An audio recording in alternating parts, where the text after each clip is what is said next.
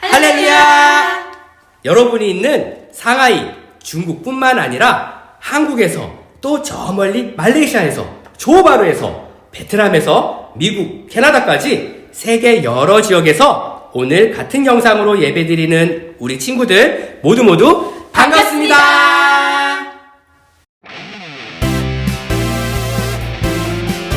친구들, 오늘 선생님이 여러분과 같이 세상에 외치고 싶은 아주 기쁜 소식을 가지고 왔어요.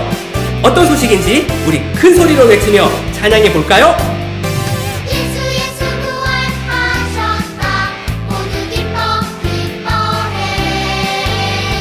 예수 예수 부활하셨다. 모두 찬양 찬양해. 죽음을 이기시고 다시 사신 예수님, 사망 권세 이기시고 승리하신 예수님, 우리를 구원하신 예수님을 찬양해요. 예수 예수 부활하셨다. 모두 기뻐 기뻐해. 예수 예수 부활하셨다. 모두 찬양 찬양해. 친구들, 예수님의 부활이 정말로 기쁜가요? 네. 그렇다면 다시 한번 더 큰 소리로 외치며 찬양해 볼까요? 예수 예수 부활하셨다. 모두 기뻐 기뻐해. 예수 예수 부활하셨다. 모두 찬양 찬양해. 죽음을 이기시고 다시 사신 예수님, 사망 권세 이기시고 승리하신 예수님, 우리를 구원하신 예수님을 찬양해요. 예수 예수 부활하셨다. 모두 기뻐 기뻐해. 예수 예수 부활하셨다. 모두 찬양 찬양해. 예수 예수 부활하셨다. 모두 기뻐 기뻐해.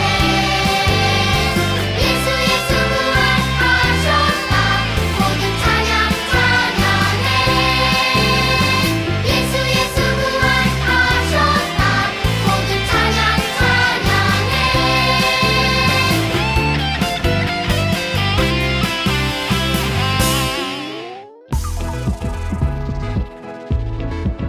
우리 계속해서 찬양받기 마땅하신 하나님을 찬양하겠습니다.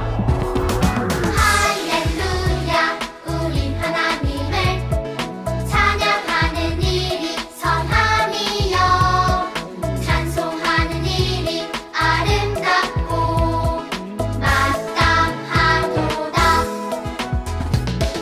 할렐루야, 우린 하나님을 찬양하는 일이 선함이요, 그의 영광이 땅과 하늘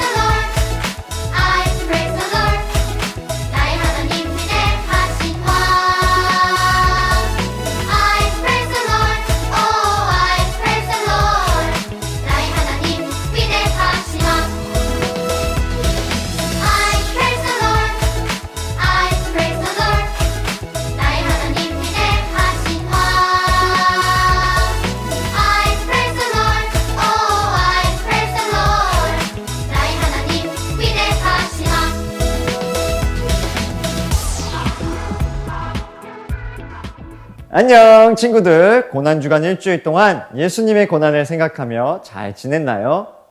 그래요, 잘했어요.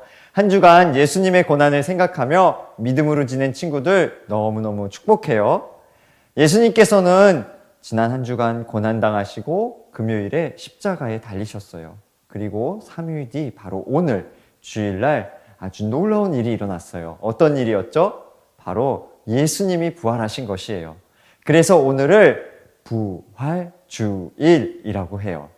이제 오늘 성경 말씀을 통해 예수님이 부활하신 것이 우리와 무슨 상관이 있는지 함께 살펴보려고 해요.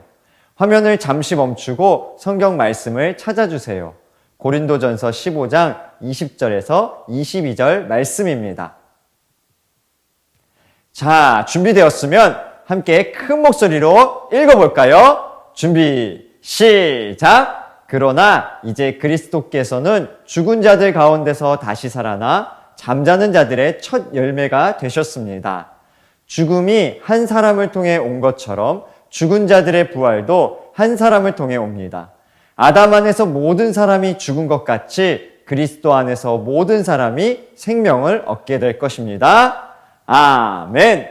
오늘 말씀의 설교 제목을 목사님을 따라서 큰 목소리로 외쳐봅시다. 준비, 시작! 우리도 예수님처럼 부활해요. 자, 우리 한 번 더 해볼까요? 우리도 예수님처럼 부활해요. 좋아요. 우리 친구들에게 말씀을 본격적으로 나누기 전에 유네스코에서 정한 세계문화유산 몇 군데를 보여주려고 해요. 자, 짠! 이렇게 나왔어요. 혹시 이 사진들이 어떤 곳인지 알겠나요? 아마 우리 친구들 중에 저 사진이 있는 곳을 직접 가본 친구들도 있을지도 몰라요. 그런데 이 사진들은 세계문화유산이라는 공통점 말고 또 다른 공통점이 있어요. 무엇일까요? 바로 모두 무덤이라는 것이에요. 여기 첫 번째 사진은 어디에 있까요? 바로 우리가 살고 있는 중국 시안이란 곳에 있는 진시황릉 병마용이란 곳이에요. 중국을 최초로 통일한 진시황이 죽음을 극복하고 영원히 살고 싶어서 만든 무덤이 바로 병마용이란 곳이에요. 그럼 두 번째 사진은 어디일까요? 바로 인도의 타지마할이에요. 인도의 황제였던 샤자한이 사랑하는 아내 뭄타즈 마할이 죽게 되자 만든 무덤이 바로 이 타지마할이에요. 샤자한은 죽음을 뛰어넘어서 아내와 함께하고 싶어서 이 무덤을 만들었어요. 그리고 마지막 사진은 다 알고 있죠? 바로 고대 이집트의 왕들의 무덤인 피라미드예요. 죽어서도 부귀영화를 누리기 위해 시체도 썩지 않도록 미라로 만들고 값비싼 보물들을 함께 저곳에 넣어 놓았어요. 우리 친구들 이처럼 많은 사람들이 죽음을 두려워해요. 죽음을 극복해 보려고 했어요. 그러나 그들 모두 실패했어요. 이처럼 죽음은 많은 사람들에게 두려움을 가져다 줌과 동시에 극복할 수 없는 것이에요. 하지만 하나님의 말씀인 성경에는 한 가지 사실만을 믿는다면 죽음은 결코 두려운 것이 아니라고 말하고 있어요. 그 한 가지 사실이 무엇이냐면 바로 예수님이 부활하셨다는 것이에요. 예수님은 우리의 죄를 모두 짊어지고 십자가에 달려 돌아가셨어요. 가짜로 죽으신 것이 아니라 진짜로 십자가에서 돌아가셨어요. 아리마대 요셉이란 예수님을 따르던 사람이 있었는데 예수님이 십자가에서 돌아가시자 그 시신을 빌라도에게 받아왔어요. 그리고 예수님의 시신에 향품을 쫙 뿌리고 그리고 세마포천으로 잘 감았어요. 그리고 자신들의 가족이 묻히는 무덤 동굴에 예수님의 시신을 가져다 놓았어요. 왜 이스라엘 사람들이 이 동굴 같은 무덤을 만들었냐면 이스라엘의 토지는 석회질이 많아서 땅도 잘 파지고 이 석회질이 시체 썩은 물을 다 흡수해서 고약한 냄새도 나지 않았다고 해요. 이처럼 예수님은 진짜로 우리의 모든 죄를 품으시고 죽으셨어요. 그리고 진짜 무덤에 놓이셨어요. 그렇게 아리마대 요셉이 예수님의 시신을 무덤에 넣어 놓았는데 유대 지도자들이 빌라도를 찾아가서 이렇게 말했어요. 빌라도님, 이 무덤을 돌로 막고 병사들도 지키고 있어야 합니다. 왜냐하면 예수란 자가 이 사기꾼이 죽기 전에 자기가 3일 만에 살아날 것이라고 주장했어요. 혹시 그의 제자들이 스승의 시신을 훔쳐서 예수가 부활했다는 그런 헛소문이 퍼져서 백성들의 마음이 선동될 수 있습니다. 그러니 꼭 저 무덤을 막아두셔야 돼요. 그래서 예수님의 무덤은 단단한 돌로 봉인까지 되었어요. 정말로 예수님이 무덤에 묻히시고 죽으신 것이죠. 그런데 예수님이 죽으신 지 3일째 되는 날 아침이었어요. 아주 놀라운 일이 일어났어요. 분명히 죽으신 예수님이 다시 살아나셨어요. 살아나셔서 막달라 마리아라는 여자에게 찾아가 자신의 모습을 직접 보여주셨고, 또 제자들을 찾아가 역시 자신의 모습을 보여주셨어요. 그 위에 수많은 사람들에게 예수님이 죽음과 무덤을 이기고 부활하셨다는 것을 직접 보여주셨어요. 오늘 우리가 읽은 사도 바울이 쓴 고린도전서 말씀을 보니까 사도 바울 선생님도 예수님이 이렇게 부활하셨다는 사실을 굳게 믿고 있었어요. 그리고 예수님과 예수님이 부활하셨다는 사실을 믿는 사람들에게는 정말로 놀라운 일이 일어난다고 이야기하고 있어요. 어떤 놀라운 일이 일어난다고 말하고 있냐면 바로 예수님을 믿는 우리도 예수님처럼 부활을 한다고 말씀하고 있어요. 뭐라고요? 우리가 예수님처럼 부활한다고? 이상해? 아니야, 맞아요. 우리가 예수님처럼 부활한대요. 예수님이 우리의 모든 죄를 해결하셨기 때문에 죄의 결과였던 죽음이 더 이상 우리를 지배하지 못하게 되었어요.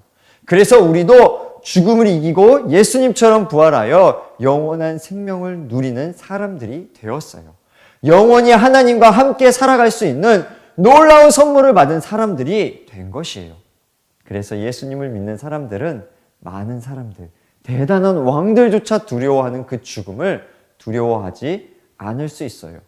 그리고 이 세상을 살아갈 때 어떤 어려운 일이 찾아와도, 어떤 고통스러운 일이 찾아와도, 어떤 두려운 일이 찾아와도 결코 불안해하지 않아요. 왜냐하면 우리는 예수님처럼 부활할 것이기 때문이에요. 예수님처럼 영원한 생명을 가지고 예수님과 함께 살아갈 것이기 때문이에요. 우리 친구들, 그래서 부활주일은 정말로 기쁜 날이에요. 우리에게 부활과 영원한 생명을 주신 예수님으로 인해 기뻐하는 날이에요. 우리 초등부 친구들이 지금 비록 학교나 교회에 가지 못해서 우울해하는 친구들이 있을 수 있고요. 온라인 공부하는 것이 힘든 친구들이 있을 수도 있어요. 그러나 오늘 이 부활의 주님, 부활의 예수님을 생각하길 바라요.